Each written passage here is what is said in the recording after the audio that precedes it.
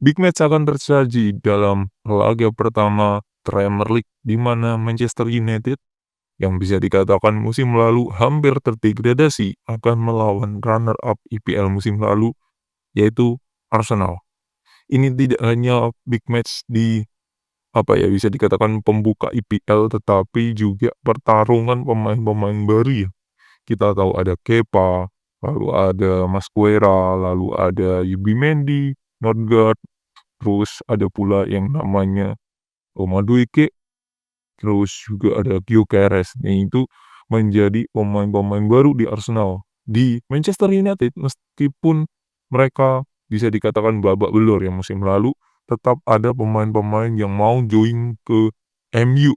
Ada Mbeumo, ada Cunha, dan yang terbaru ada Sesko. Nah, ini akan menjadi pertarungan yang sangat luar biasa menurut saya terutama di lini depan, di mana Sesko akan melawan yang namanya Gyökeres. Nah, ini kita lihat seperti apa.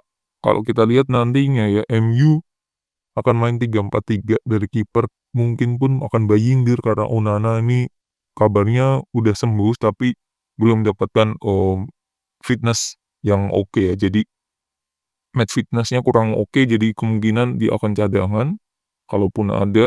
Terus 3 back ya, Mathis De Ligt kemungkinan pasti akan bermain, lalu ada Harry Maguire, dan juga pemain yang menurut saya paling konsisten adalah Mazraoui ya. 3-4-3 kemungkinan yang akan dimainkan, atau Luke Shaw, itu pun juga bisa ya.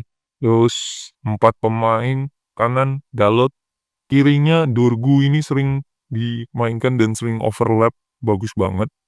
2 pemain di tengah, nah ini kemungkinan besar Ugarte dan yang namanya Bruno Fernandes yang akan menjadi di playing playmaker ya, itu. Terus kalau di depan 3 pemain di depan 3-4-3, 3 pemain depan kemungkinan ya Cunha dan juga si, namanya Mbeumo akan mendapatkan peran, dan juga kalau saya melihat Mason Mount ya, karena itu pertandingan lawan Fiorentina terakhir mereka bermain ya.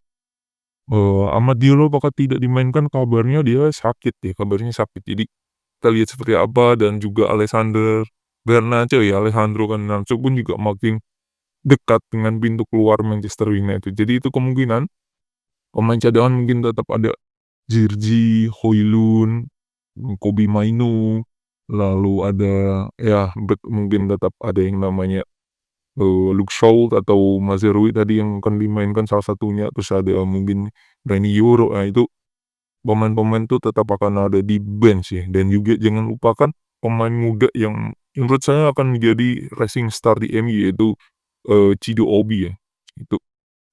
Terus di kubu sebelah ya, Arsenal ya, lebih solid musim ini saya melihat ya, lebih solid dengan kehadirannya Kepa pasti akan membuat yang namanya David Raya ini harus waspada ya, tuh. Tapi tetap David Raya menjadi starting. Bek kanan ya, bek kanan kemungkinan besar Timber sudah pasti. Di kiri, nah ini di kiri kemungkinan Luis Kelly ya, Luis Kelly atau karena Calafiori ini cedera ya. Dan pemain di tengah ya, Gabriel dan Saliba. Meskipun ada Masquera, tapi kemungkinan Masquera akan menjadi cadangan nih. Lalu 2 pemain defensive midfielder kemungkinan sudah pasti Yui Mendy dan juga Declan Rice yang akan menjadi number 8 ya, naik turun atau box to box. 3 pemain, kiri kanannya pasti Saka ya. Nah, kirinya ini yang menarik ya. Apakah yang namanya Madueke langsung main, bisa di kiri juga kan dia, atau Trossard atau Martinelli. 3 pemain ini ya, kemungkinan akan memperebutkan posisi kiri ya. Dia di number 10 kemungkinan besar, yaitu sang kapten ya, Odegaard ya. Dan pemain depan nih, nah ini saya melihat bisa aja Gyökeres langsung starting, bisa juga Kai Havertz ya. Bisa juga Kai Havertz dulu gitu.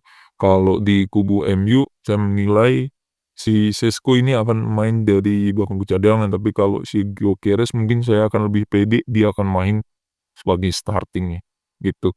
Nah, ini kita lihat akan seperti apa gaya permainan dari MU lawan Arsenal nanti.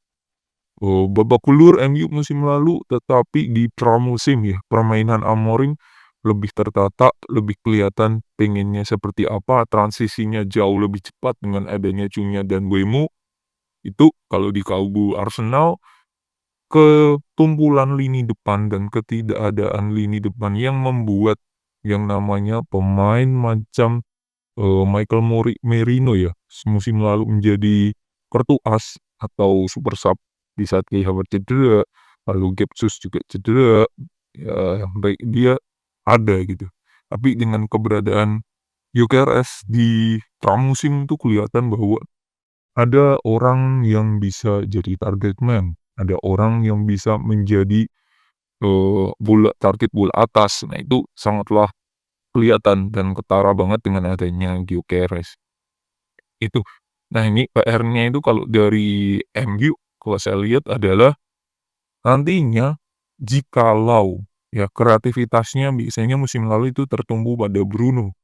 That's why musim ini mereka mendatangkan yang namanya Cunha, yang mendatangkan juga yang namanya Mbeumo, karena biar kreativitasnya tidak hanya terpaku pada Bruno Fernandes ya. Nah, yang kita lihat seperti apa jikalau, memang salah satu bisa dimatikan, ya yang lainnya ini bisa nggak yang namanya lebih fluid, lebih yang namanya memberikan pembeda ya, itu. Dan juga tentunya lini depannya dengan keberadaan Sesko ya, itu. Nah, di kubu Arsenal sendiri harusnya dengan adanya Gyökeres ini makin luar biasa, ya. Cuman PR-nya nanti di sisi kiri ya, karena so far musim lalu kalau dilihat ya, keberadaan Saka itu sangatlah lebih vital dibandingkan keberadaan Odegaard. Nampak kalau kita lihat, waktu Odegaard absen, Saka masih bisa menari-nari dan lain-lain, bahkan bola selalu diarahkan ke Saka. Akan tetapi di saat Saka cedera, nah itu terjadi kebuntuan, terjadi kebingungan. That's why mereka punya kartu lain, yaitu set piece. Entah itu dari sepak pojok atau yang namanya dari skema tendangan bebas ya. Dan so far musim lalu luar biasa set piece Arsenal ya. Beberapa kali membuat tim lawan tuh kocar-kacir nih bilang. Nah ini kita lihat seperti apa. Apakah dengan keberadaan Gyökeres Arsenal makin menggila ya. Gitu.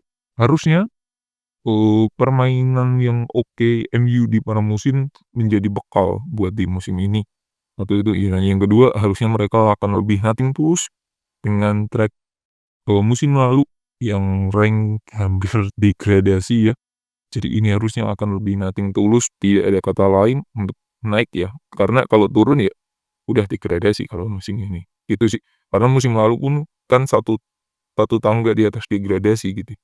Jadi kita lihat nantinya seperti apa di match Minggu jam 10:30 malam kalau nggak salah waktu Indonesia Barat, akan menjadi pertarungan yang sengit antara dua striker baru, yaitu Sesko melawan Gyökeres. Atau mungkin pemain lainnya akan menjadi pembeda.